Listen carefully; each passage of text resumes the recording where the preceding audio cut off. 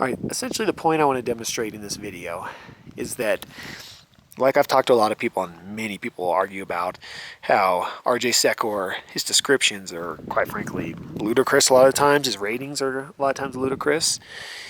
Now this is a good example of one where I'm on my way, I'm descending from Mount Lippincott, which is up there.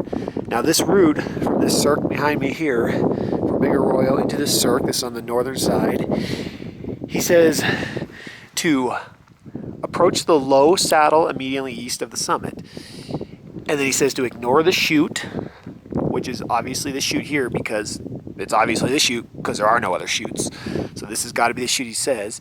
He says ignore the chute here and instead ascend a class 2 ramp system that is to the left of the chute. Well, first of all, here's what you face to the left.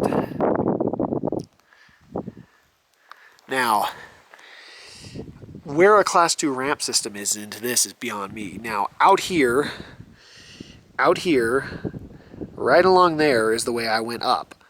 I went up here, and then it forced me to zig back across the top. Now, the move I was forced to do in there was undoubtedly class 4, and another move I think I did was at least a low 5.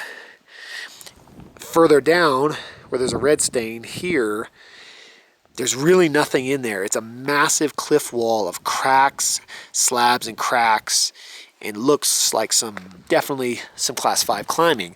Maybe doable if zigzagging along the cracks, definitely class 5. Now he just makes it very simple.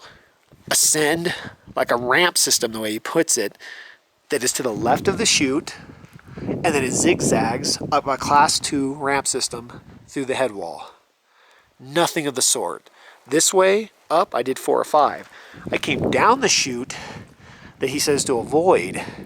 Now, from everything you could see here, by all intents and purposes, this is a class 3 chute, but there is a section up high where I did a move that I would definitely consider a class 4 move.